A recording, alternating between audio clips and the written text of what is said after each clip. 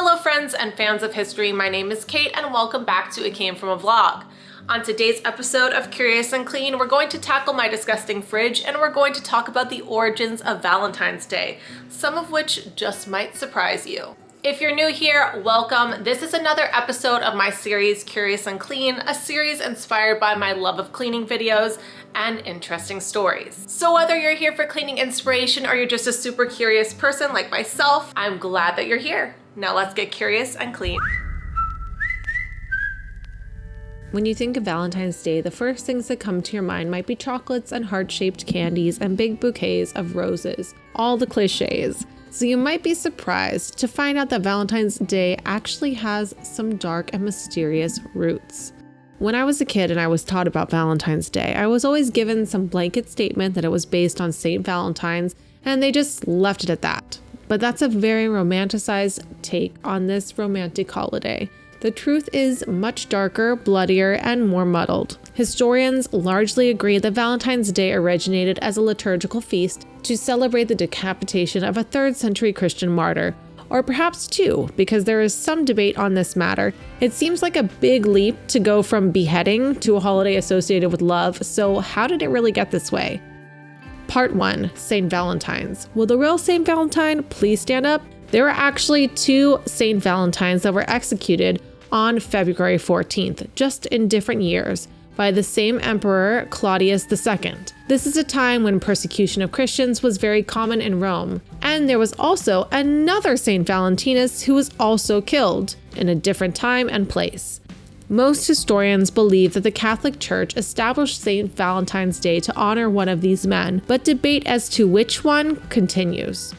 The Church believed these men to be martyrs, and much of the information that we have now about them is because of an order of Belgian monks that spent 3 centuries collecting evidence from the lives of different saints from manuscript archives from all around the world. The earliest Saint Valentinus is said to have died in Africa along with 24 soldiers, but there's not much more information known about him. As was often the case, all that was written on him was his name and his day of death. It's also theorized that one of these men, Saint Valentine of Terni, had been secretly officiating weddings for soldiers in Rome against the wishes of the emperor, which kind of makes him a love icon. Another story involves the practice of writing love letters. It is said that Saint Valentine wrote the first Valentine greeting to a young girl he tutored and fell in love with when he was in prison for his crimes. And according to the History Channel, before his death, he wrote a letter that was signed "From your Valentine," a phrase that we still use today. But the truth behind these legends of St. Valentine are a little murky because the stories all seem to emphasize his appeal and make him a little bit more heroic and sympathetic and romantic than he likely was in real life. It makes sense that his larger-than-life reputation would lead him to become one of the most popular saints of all time. There are many different stories and theories, but evidence for most of them is spotty at best. The origin of Valentine's Day being based on these Catholic saints is one that we're familiar with and is fairly likely. But let's talk about another origin story for Valentine's Day that you may not know of. Part 2, the Roman festival of debauchery and fertility. Another group of historians believe that Valentine's Day was actually designated by Pope Gelasius I. I don't know if I'm saying his name right, so bear with me. But he wanted to replace the pagan ancient Roman festival Lupercalia. Lupercalia was a celebration of fertility in honor of the Roman god of agriculture Faunus and the Roman founders Romulus and Remus. The festival was held from February 13th to the 15th, and during the festivities, a Roman priest would sacrifice a dog and a goat, strip the animals' hides, and dip them in blood to whip women. That's right, whip women in the belief that it would make them more fertile. After the flagellation, there was a tradition where men would select women's names at random from a jar and decide who would remain together for the next year, and if they fell in love, they would marry. It was pretty much an ancient matchmaking session, but much, much weirder. Lupercalia survived the initial rise of Christianity, but it was eventually outlawed because it was deemed unchristian at the end of the 5th century. It was right at this time when Pope Gelasius,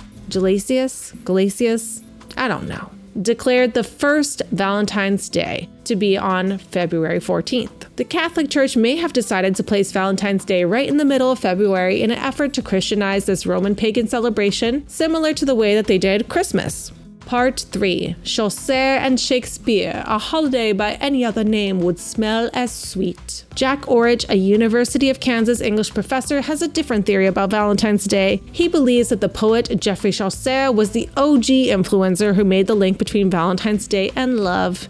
In his 14th century works, The Parliament of Fools and The Complaint of Mars, he established this link in the popular culture of the day. During the time that he was writing these poems, February 14th was considered the first day of spring in Britain, and spring is very much a season of mating and birth, which may have inspired his poetry and the love connection. Shakespeare also romanticized the holiday in his work, and pretty soon Valentine's Day had gained popularity throughout Britain and the rest of Europe. Handmade paper cards or valentines became very common in the Middle Ages. Part 4. What's this Cupid thing about? This is all very interesting, or at least it is to me, but who the heck is Cupid, and how did a naked baby become associated with Valentine's Day in the first place? In Roman mythology, Cupid was the son of Venus, the goddess of love and beauty, and he was known for shooting arrows at humans and the gods, which made them instantly fall in love with one another. Well, historians aren't too sure exactly when Cupid was first associated with Valentines, but it is pretty easy to see how the link between the myth and the holiday made perfect sense. Part 5. Flowers in bloom. Giving flowers to your loved one on Valentine's Day became popular in the 17th century when King Charles II of Sweden made the language of flowers popular. If you've ever heard that roses mean romance and daisies mean joy, or whatever type of flower is associated with a specific thing or feeling, then you are familiar with this idea of the language of flowers. Throughout Europe, they were attaching meaning to different types of flowers, and roses became popular on Valentine's Day because they're associated with the Greek goddess of love, Aphrodite. As you can imagine, giving flowers has only picked up steam since those days long ago, and now the custom of giving flowers has grown so much that it is estimated that $2 billion are spent on Valentine's Day flowers every year. Part 6. Love your Valentine. By the middle of the 18th century, it was common for lovers and friends of all different classes to exchange handwritten notes, and by 1900, printed cards started to replace letters as printing technology improved. Lower postage rates also contributed to the increase of Valentine's Day greetings. In the 1940s, Esther A. Howland began selling the first mass-produced Valentines in America, and she is known as the mother of the Valentine. Her elaborately made cards with ribbons and real lace and colorful pictures give us that familiar and nostalgic Valentine's Day vibe. Today, Valentine's Day cards are big business, and the Greeting Card Association estimates that $145 million worth of cards are sent around the world every year. But Valentine's Day is only the second largest card-selling holiday of the year because Christmas actually has it beat. Part 7. Modern Valentine's Day. Ew, commercialism. Valentine's Day definitely gets a bad rap as an overly commercialized holiday. I mean, aren't we supposed to celebrate our loved ones every day, not just once a year? The cards are generic and wasteful, and most people would prefer to get their flowers growing in a pot so they don't die. Getting a handful of dying flowers doesn't exactly scream everlasting love, does it? There's no doubt that commercialism has kind of spoiled the day for a lot of people. But we have ourselves to blame, because according to market research, Valentine's Day sales reached over $17 billion last year, and every year seems to be bigger and bigger than the next. Maybe we just need to simplify and go back to the roots and start whipping women with bloody animal skins, huh? On second thought, a Hallmark card doesn't sound too bad. Whether you celebrate Valentine's Day or not, and no matter how you enjoy celebrating it, I hope you have a really happy one doing whatever you wish to do, and I hope you enjoyed learning more about the origins of Valentine's Day with me. Thank you so much for watching this episode of Curious and Clean. I hope that you'll stick around, subscribe, like this video if you want to see more.